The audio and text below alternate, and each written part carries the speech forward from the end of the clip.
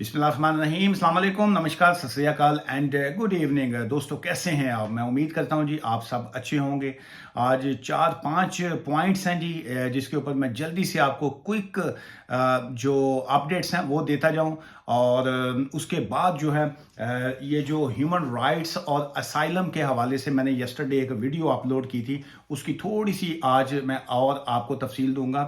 और पहला पॉइंट जो मैं आपको बताना चाह रहा हूँ वो ये है जी कि यूके रवांडा बिल जो है उसके बारे में लेटेस्ट जो अपडेट है उसमें कहा गया है कि इनकम्पैटिबल जो है with the human rights obligations के ह्यूमन राइट्स लॉस के हवाले से जो है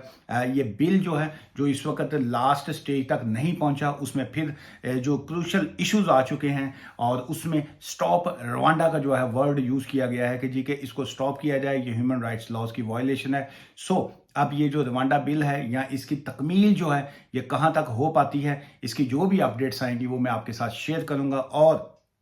ये जो केयर होम के वीज़ाज हैं जी, जिसका बहुत ज़्यादा जो है वो चर्चा हुआ पिछले दिनों, और उसके बारे में ये कहा गया कि जी के बहुत से लोग जो हैं यहाँ पे यूके में आए हैं और साथ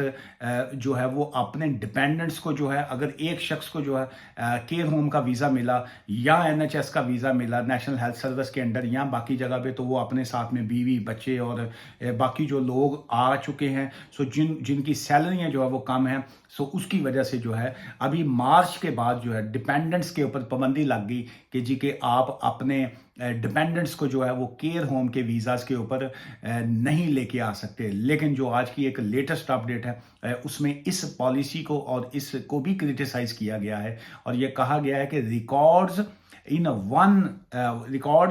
1 in 5 NHS staff in England are non-UK nationals, figure shows। ये आज की बल्कि जो पढ़ना चाहे, चूँकि ऑब्वियसली ये मेरी कोई ना न्यूज़ है ना ही मैं अपनी तरफ से ये दे रहा हूँ। ये जो आज का द गार्डियन, ये जो यहाँ का यूके का पेपर है जी, ये गार्डियन ने आज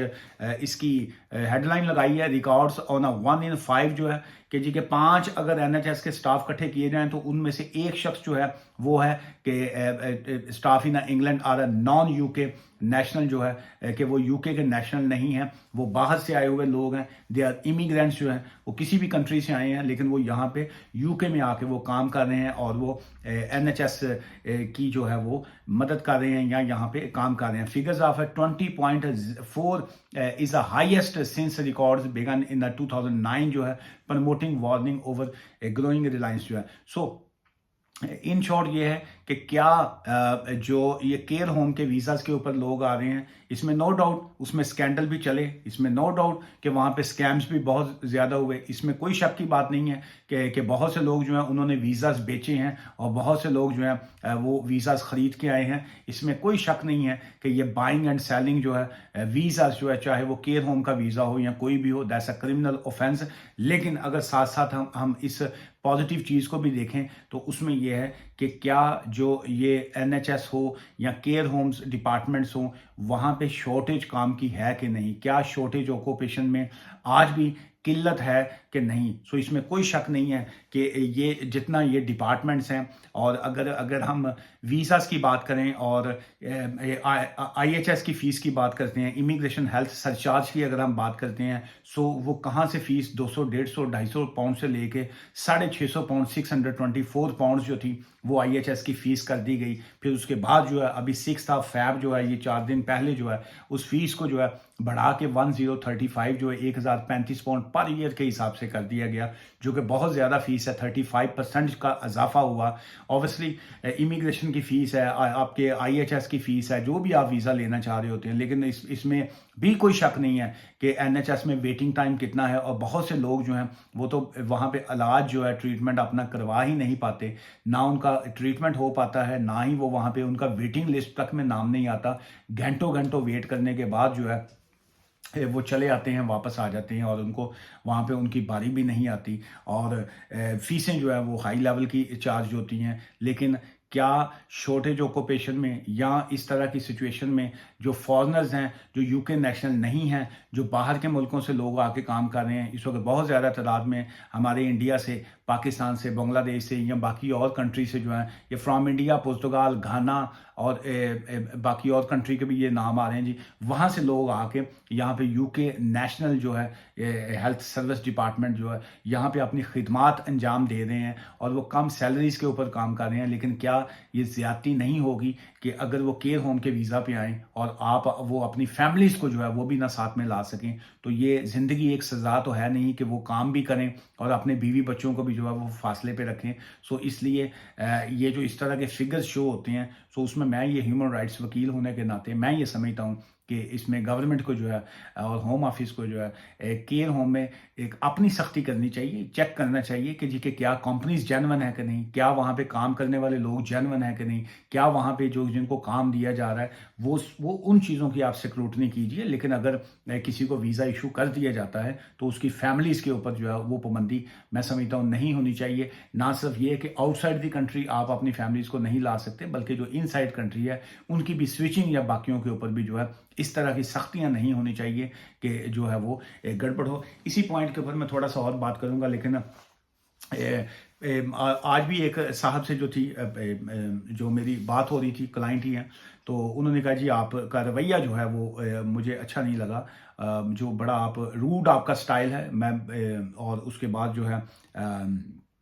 आई डोंट नो कौन सी बात का मेरी किसी बात का लोगों को गुस्सा लग जाता है। सो मैं अगेन बहुत सी वीडियोस में मैं हमेशा यही कहता हूँ, और अभी भी आज की भी इस वीडियो में मैं, चूँकि बात चीज़ें होती हैं वो डायरेक्टली आप किसी को कह नहीं सकते होते हैं, वो अगला बंदा जो है वो कहने अन्ने नु अन्ना कहोगे ना तो गुस्सा करेगा, उसको कह दें हाफिज साहब इधर हो जाओ तो शायद वो इतना गुस्सा ना करे। सो वो एक ज़माना था जब अमेरिका और ये बाकी कंट्रीज़ के जब इशू आए ना, तो उन्होंने कहा जी कि हम सऊदी अरब में चूँकि पेट्रोल निकलता है और बाकी जो है हम इसके कुएँ जो पेट्रोल के कुएँ हैं ना जी, इसको आग लगा देंगे। तो ये वो एक ज़माना था, उस वक्त जुल्फ़िकार अली भुट्टो साहब पाकिस्तान के जो थे फॉरेन सेक्रेटरी थे, और उसके बाद खैर वो प्राइम मिनिस्टर भी आए, और ये 73-74 की बातें। तो उस वक्त सऊदी अरब जो था बड़ा स्ट्रॉन्ग कंट्री था, और ये इन लोगों का आपस में एक ब्लॉक भी बनने जा रहा था कि जी कि हम मिल के काम करेंगे। सो एनीवेज जब वो अमेरिका की तरफ से थ्रेट आया या बाकी कंट्रीज़ की तरफ से, तो उन्होंने सऊदिया ने आगे से जवाब दिया कि जी मैंने कोई फ़र्क नहीं पड़ता, आप तो पेट्रोल के कुएं को अभी आग लगा दे हैं तो लगा दीजिए, अभी तो हमारे सोने के पहाड़ यहाँ पे मौजूद हैं जिसको हमने टच ही नहीं किया। सो वो मुझे आज उस भाई साहब की जो बात थी ना, उन्होंने कहा जी कि I didn't like your style and behaviour जो है। सो मैं भाई साहब मैं क्लाइंट की या लोगों की मैं इसलिए तो इज्जत नहीं कर सकता हूँ, जाली इज्जत जो जो होता ना, जैसे कस्टमर केयर होता ना,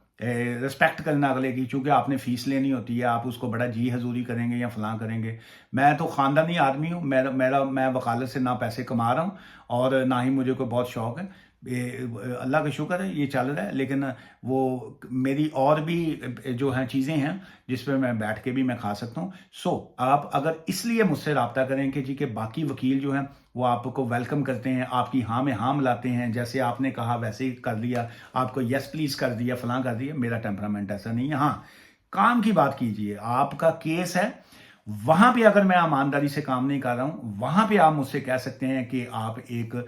अच्छे वकील नहीं हैं, you are not good lawyer, आप एक अच्छे वकील नहीं हैं, आपने एप्लीकेशन अच्छी फाइल नहीं की, आपका ये चीज़ें अच्छी नहीं है। लेकिन ये अगले के रवैये के ऊपर कहना कि जी कि आप का डायरेक्ट आप मुंह के ऊपर सच बोल देते हैं, तो भाई सच बोलना या बाकी चीज़ करना, वो पता नहीं मैंने किसी को आज क्या कहा है। तो बाज़ मैं तो ऐसे ही बाज़ मजाक में भी कह देता हूँ, बाज़ मैं अक्सर कहता होता हूँ कि जी मेरे केड़ा होम ऑफिस के मेरी फुफी के बच्चे बैठे काम करन रहे हैं कि जी कि वो मुझे डेट जल्दी दे देंगे, या आप कहते हैं जी साढ़े केस का की बने अपडेट क्या है, तो मैं कहूँगा जी वहाँ पे मेरा कौन सा अब्बा जी काम कर रहे हैं कि जी वो केस का मेरा केस है तो जल्दी डिसाइड करेंगे। होम ऑफिस में एक बैकलॉग होती है, उन्होंने उसके मुताबिक फैसला करना होता है, उसमें कोई फर्क नहीं पड़ता। किसी को ना चीज़ों का यकीन हो तो आप अपने लोकल एमपीज के पास जाके कंप्लेन फाइल कर सकते हैं, एमपी को चेज कर सकते हैं। मैं तो मेरे हाथ में तो कुछ नहीं है। या आप मुझे कहें जी कि मेरी कोई अपॉइंटमेंट की डेट है, उसको जल्दी ले दें या ज़्यादा कर दें या फलां कर दें या कुछ और, मेरे हाथ में तो कुछ नहीं है जी। अगेन मेरे वहाँ पे ना अब्बा जी बैठे हैं ना मेरे फुफ्फड़ जी बैठे हैं कि वो मेरी कोई बात सुनने गए हैं कुछ और। सो मेरे पास आइए, अपनी सर्विस लेने के लिए आप आइए, रिस्पेक्ट करने के लिए। आप कई बंदे नहीं थे, अपने घर च इज्जत नहीं होती, घरदियां को 2 बारी सालन मंगो ना तो वो बाहर कट देंगे, कहते तेरी ऐसी दी तैसी 2 बारी सालन मंग ली। तो वो अब मेरे खाली इज्जत की करनी है जी। आप वकील मेरे को तुसी इज्जत कराना आई है, तुसी आप अपना केस करवाइए, अपना काम फीस दीजिए, मुझसे काम करवाइए बस। अच्छा, आज एक और मोहतरमा की थी, उन्होंने कहा जी कि what's the difference between phone call and office appointment. आप फोन कॉल के पैसे क्यों कम लेते हैं और ऑफिस अपॉइंटमेंट के क्यों ज्यादा लेते हैं? उसकी मोहतरमा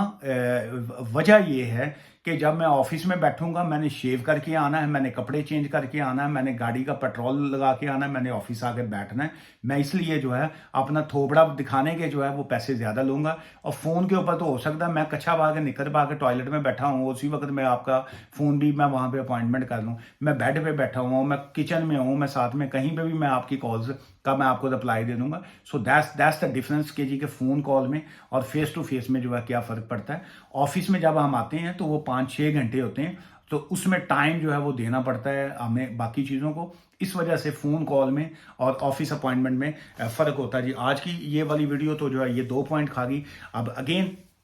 ये जो केयर होम का है उसमें मैं ये समझता हूँ कि जी के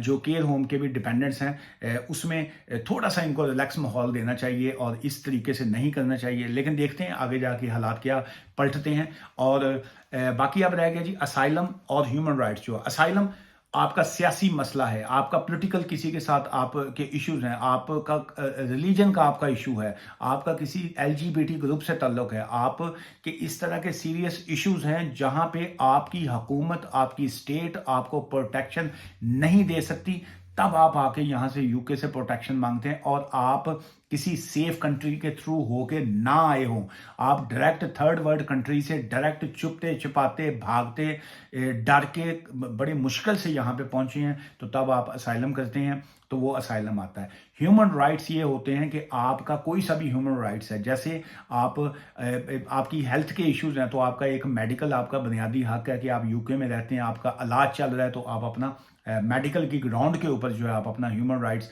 को कंटिन्यू करते हुए यहाँ पे इनसे रहने की टेम्परेरी तौर पे परमिशन मांगे। आपको यूनिवर्सिटी वालों ने निकाल दिया, यूनिवर्सिटी की फीस ना दे सके, आपके कोई इश्यूज आपके आ गए, आपने होम ऑफिस को ये कहा कि मुझे थोड़ा सा यहाँ पे रहने की इजाजत दें ताकि मैं अपनी चीजों को सेटल कर लूँ। ये आपका ह्यूमन राइट्स आ गया कि अगर वो आपको पढ़ने ना दें तो आपके ह्यूमन राइट्स की लॉज की जो है वो वायलेशन आ जाएगी। आपके आर्टिकल 8 है, आपका right to private family life है, आपके बच्चे हैं यहाँ पे, आपने यहाँ पे शादी कर ली, आप यहाँ पे एलजीबीटी हैं। सो इस तरह की चीजें जो हैं वो आपके ह्यूमन राइट्स में आ जाती हैं। सो दोनों में फर्क ये आ जाता है कि ह्यूमन राइट्स में गवर्नमेंट आपसे पैसे फीस मांगती है जो आपको पे करना पड़ती है या आपको फी वेवर डालना पड़ती है। लेकिन अगर आपकी ह्यूमन राइट्स एप्लीकेशन एक्सेप्ट हो जाती है तो आप उस कंट्री में बैक भी जा सकते हैं जिसके खिलाफ आपने ह्यूमन राइट्स, उसके खिलाफ तो नहीं किया होता लेकिन आपने अपने ह्यूमन राइट्स बेस पे केस किया होता है, तो आप इन आउट कर सकते हैं, उस कंट्री में जा सकते हैं। लेकिन जब आप असाइलम करते हैं तो असाइलम का मतलब है कि वो कंट्री फेल हो गया है तो आपको प्रोटेक्शन देने में, तो आप उस कंट्री में असाइलम एक्सेप्ट होने के बाद जो है उस कंट्री में आप ट्रैवल नहीं कर सकते हैं। ये सबसे मेजर डिफरेंस जो है वो आ जाता है। सो इसमें असाइलम और ह्यूमन राइट्स में मजीद और भी बहुत से पॉइंट्स हैं, उसको मैं फिर किसी दिन जो है नेक्स्ट वीडियो में सिर्फ और सिर्फ उसका टॉपिक वही रखूंगा। आज की वीडियो को क्लोज करने से पहले एक रिक्वेस्ट है, सेम वीडियो का सेम कंटेंट्स के ऊपर अगर आप सेम सवालात मुझसे पूछेंगे तो मेरे लिए जवाब देना आसान होता है। मैं वीडियो करता हूं ह्यूमन राइट्स लॉ की या आज की है, वहां पे आप मुझसे स्पाउस का सवाल पूछ लेंगे, मेरे लिए मुश्किल होता है क्योंकि वो मेरी जो टीम है, मैं सोशल मीडिया यूज नहीं करता हूं, ना मैं यूट्यूब देखता हूं, ना मैं आपका टिकटॉक या कोई अकाउंट नहीं देखता हूं। मेरी जो टीम है उसमें से जो इंपॉर्टेंट क्वेश्चंस होते हैं उसका वो प्रिंट निकाल के यूं मेरे आगे ला के रख देते हैं, फिर मैं उन सवालों के जवाब दे देता हूं, वीडियो बना के उनको दे देता हूं, वो अपलोड कर देते हैं। लेकिन आप लोगों के सवाल ही डिफरेंट होते हैं। वो टीम है, वो कोई इंडियन वहां पे काम कर रहा है, वहां पे कोई बेचारा वो यूरोपियन बैठा हुआ, उनको समझ नहीं आती, वो आपके सवालों के जवाब जो है मिस हो जाते हैं। मुझसे मिलना चाहें